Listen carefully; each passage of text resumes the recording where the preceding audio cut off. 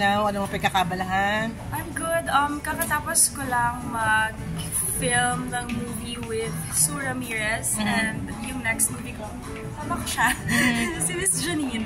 Shoot kami ngayong November. So more on movies tayo? Yeah, more on movies talaga. May mga nag-inquire for guesting, pero hindi sumasakto kasi sa sa schedule. Like sa ano ba yung isang ano ngayon? Arvin, ano nga yung teleserye na yun? Hindi yung isa pa. Wait lang. Basta yun. So, Mars, ibig sabihin, di ba, hindi mo namimiss gumawa ng teleserye? Kasi di ba nag-teleserye ka naman nakaraan? Namimiss ko siya actually, pero siguro sa tamang oras. Siyempre, trust ko naman yung ABS kung ano yung plano nila. So, ibig sabihin, you're just only waiting for the perfect or the right project, parang ganon. Kailan yung huling teleserye mo, Mars? Huli ko ata yung pandemic. Kasama ko sila Heaven. Yung alam bago ko yun. Umaga, sila Tony Labrusca.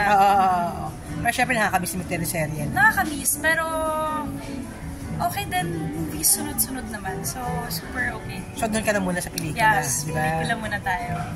Kamusta naman ang mga buhay-buhay? Yun wala nahimik. Hindi pa nanahimik. No, Jimin, medyo tahimik tayo. Medyo, peaceful. Kaabalahan. Medyo peaceful yung buhay ko ngayon. Tsaka happy ako ngayon, talaga. Happy na way na. May boyfriend ba? Wala naman. Meron. Secret. May special someone. May special someone. Oo, meron.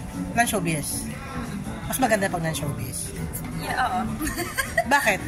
Kasi pag may gulo, parang lahat involved pag gets. Nakikisaw-saw lahat na. So, para mas mahirap. So, itatago ko na lang. Pero non-showbiz, mas maganda. Mas naintindihan niya trabaho mo. Hindi, depende naman sa understanding ng tao. Pero, we'll see if mag-work. Pero naintindihan niya yung trabaho mo, Mars. Hindi yung issue sa kanya. Oo naman. Yung oras, syempre, di ba, may mga, minsan may mga kissing scene, mga gano'n, okay na sa kanya. Tama na. Okay na sa kanya. Okay lang. Supportive. Barbs, kasi ang dami na, no, yung mga ngayon yung relationship, nag-level up na, wala pa sa ganun level. Nag-enjoy pa lang kayo sa company ng bawat isa. Relax lang. Tsaka, wala pa akong boyfriend. Like, dating yun.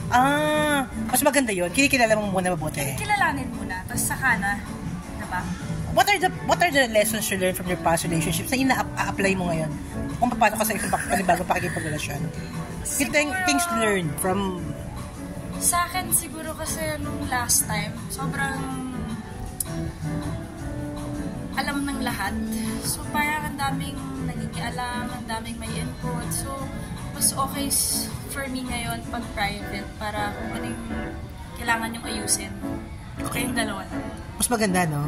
Walang nakikisawsaw, walang nakikialam na ibang tao. At mas maganda kung tawag doon, ng showbiz sa akin, parang mas okay sa'yo tayo ng showbiz. Barbs, kasi we all know na nagkaroon ka ng controversy before. Alam ko na yan, na-dismiss yung kaso. Are you happy na natapos siya? At malinis yung pangalan mo, ha? Yeah, of course. I was super happy nung nalaman ko. Kasi alam ko rin naman na hindi ko naman sinimulan yung gulo na yun. Yes. Tapos dumating pa sa kasuhan. So, sobrang happy and grateful ako na nalinis ko yung pangalan ko. Yun. Are you open na let's say maayos? Nagkausap kayo? No. Kasi mabot pa sa gano'n. Parang gano'n eh. No hindi talaga. Pero napatawad mo na ba siya? Okay lang, hindi ko naman siya iniisip. Ibig sabihin yung move on with your life right now? Move on. Hindi naman ang mahalaga no? Hindi naman mahalaga sa lahat di ba? Move forward ka lang lagi. Alam ko, masaya ka na sa love life mo ngayon and... naman ate. Akala mo naman papakasal na. May dating di ba? Tama ako dating pa lang pero wala pang formal relationship. Tama ba ako? Si Diego kasi may baby na. Are you happy for him na may baby na ngayon? Yeah, actually, alam ko naman na yun talaga yung dream niya ever since na magka-baby. So, nung nalaman ko, actually, I was happy for him. Na finally, meron na siyang baby girl ata yun. At sabi nga ni Sir Cesar, ang laki na pinagbago. Talaga? Iwas na raw ngayon sa mga gimmick, maaga na umuwi, maaga ng tawag doon, hands-on dad talaga raw ngayon. Naisip mo na magiging ganun siya? Pagkakapil, na ganun ka, hands-on. Oo naman. Talaga? Nakita mo sa kanya? Ganun naman siya din eh, maalaga din naman siya. Hindi na kayo nakapag-usap before? Hindi na. So, mas maganda na yung, isabihin, mas maganda na yung, kung ano man yung past. Oo, past. Pero, ano na. Wala naman din kaming, issue ni Diego eh. Wala, nag-break lang kami, yun na yun. But are you still open working with him, given the chance? Siguro po, sa tamang oras at tamang project. Pwede naman, di ba? Pero are you open, let's say, Mars, sexy, okay lang sa'yo role? With him?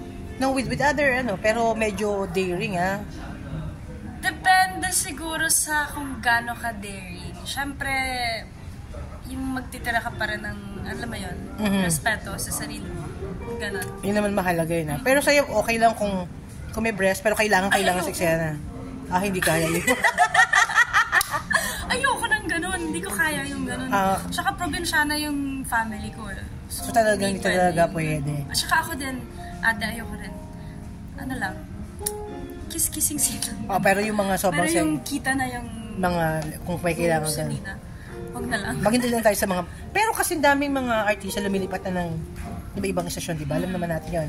And we know what was happening with ABS. Kahit may mga wala pa rin franchise. Ikaw ba may mga offers ba from other stations na lumipat ka? Actually, meron. Yeah. Meron. I'm grateful ako na naiisip nila ako para sa network nila or sa management. Pero... But now kasi I'm still with ABS talaga. May kontrata pa ako.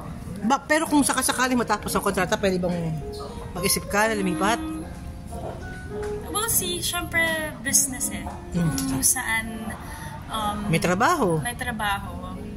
Doon tayo, siyempre. Paano ang kabuhayan natin? Totoo naman din. Totoo naman din. Maraming salamat sa iyo. Thank you, Marky. Mars.